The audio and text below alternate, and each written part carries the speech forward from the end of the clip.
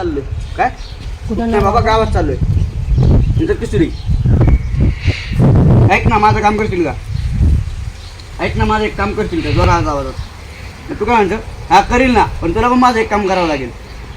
ती काव्य आहे ना, काव्य तिथे माझी सेटिंग लावून द्यावं लागेल. मग तुझं कुठलं पण काम करतो मी. मग तुझं कुठलं पण काम करतो मी. बघ तिला काव्य माझं सेटिंग लावून दे ना, कळलं असं.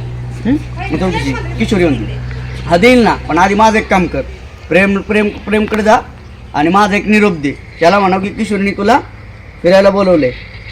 पडक्या वाड्यापाशी उभं राहा म्हणा, येऊन आपल्याला फिरायला जायचंय. तर तुझी मम्मी घरी होती.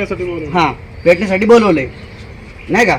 मग ती म्हणती की काल माझी मम्मी नाही का शाळेला सुट्टी होती, तर मला सगळ्यात घरचं सगळं काम करावं लागलं आणि मम्मी बाहेर पण नव्हती पाठवत म्हणून येऊ शकले नाही. आणि त्याला सॉरी पण बोलू माझ्याकडून, आणि त्याला म्हणा आज पडक्या वाड्यापाशी ये, आपण दोघं जण तिथून जाऊ.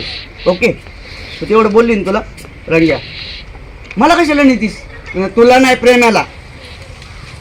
आणि त्याला सांग काल म्हणजे नाही का, म्हणजे नाही का तू आता मलाच बोलणार आहे नाही का. आता काय होणार पहिला डायलॉग, किशोरी हा देईल ना, पण आधी माझं एक काम कर. प्रेमला माझा एक निरोप दे. त्याला म्हणावं की किशोरीने तुला बाहेर फिरायला बोलवलंय, लवकर पडक्या वाऱ्यापाशी येऊन थांब, मी येते, आपल्याला कॉफी शॉपला जायचं आहे. एवढं बोलायच्यानंतर मला कशाला कॉफी शॉपला नेतीस असं करायचं. ती म्हणणार लगेच तुला नाही रे रंग्या, प्रेमला. आणि त्याला सांग काल मम्मीने घरातलं काम करायला सांगितलं होतं म्हणून मला यायला जमलं नाही. आणि सॉरी पण बोल त्याला रंग्या. एवढं वय आणि सांगतो की पण तू माझी सेटिंग लावून देशील ना माझ्या काव्यावर, कळलं का? पण तू माझी सेटिंग लावून देशील ना माझ्या काव्यावर. नंतर किशोरी हो रे नक्की, फक्त तू प्रेमला जाऊन तेवढा निरोप दे आणि त्याला म्हणा पडक्या वाड्यापाशी येऊन थांब, मी आलेच तिथं. देईन डॉक्टर ना. सो तू आता जाऊ शकतोस, तिकडे येऊ शकतोस. किशोरी केस विचारती तू इथं, केस विचारत थांब. तुझे केस विचार, इथे थांब, केस विचारत थांब. चालू